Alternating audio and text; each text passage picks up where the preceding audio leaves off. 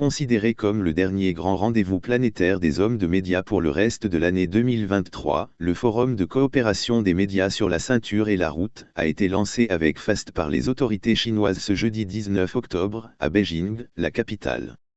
Cet événement, piloté par People's Daily, le quotidien du peuple, l'organe d'information nationale en Chine qui fait plus de 3 millions de tirages, a mobilisé plus de 200 responsables des grandes organisations médiatiques mondiales dont le représentant de Guinéen News. Les discussions des participants, venus de 75 pays, porteront essentiellement cette année sur le thème « Renforcer la coopération des médias pour un meilleur avenir partagé ». Un objectif fondamental et impératif qui est révélateur de l'engagement du président chinois, Xi Jinping, à insuffler une nouvelle dynamique à la ceinture et la route.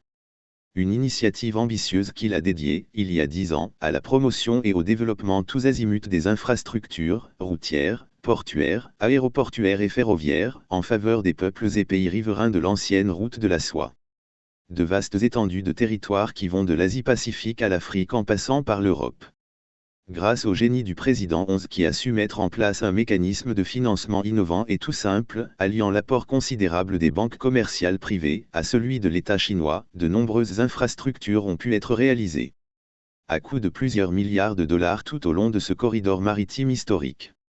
En dépit des résultats substantiels atteints dans ces pays en termes de mutation infrastructurelle et de l'immense espoir qu'elles ne cessent de nourrir chez leur population, faut-il admettre que la traversée de cette décennie n'a pas été un long fleuve tranquille pour l'initiative de la ceinture et la route. En raison d'une vaste et véhémente campagne des détracteurs et de groupes d'intérêt qui tentent de faire ombrage à ces projets, porteurs de développement, de croissance pour les pays concernés et de prospérité pour leur population. Souvent à grand renfort médiatique. C'est pourquoi conscient de cette menace existentielle et résolument portée par le multilatéralisme, la mutualisation des efforts et la connectivité entre les pays, le numéro 1 chinois veut faire de ces 10 ans, un nouveau départ. Pour non seulement répondre aux défis mais aussi et surtout tracer des perspectives prometteuses.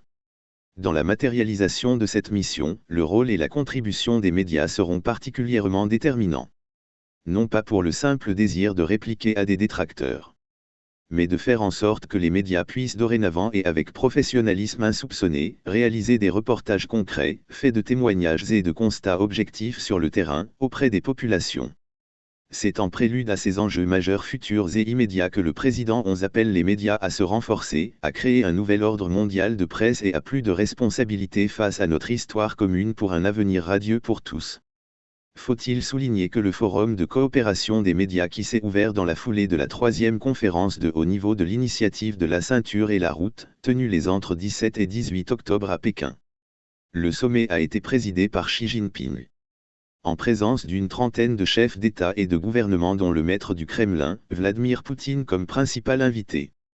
S'agissant enfin de la journée inaugurale du Forum de coopération des médias, elle a été marquée dans la matinée par plusieurs communications, notamment des responsables du Parti communiste chinois, du président de People's Daily, Théogène, des patrons de presse ou encore de représentants d'entreprises privées, impliqués dans le financement et l'exécution des projets de la ceinture et la route. Dans l'après-midi, les responsables du quotidien du peuple ont procédé solennellement à la remise des tout premiers prix de l'information de la ceinture et la route. Nous y reviendrons.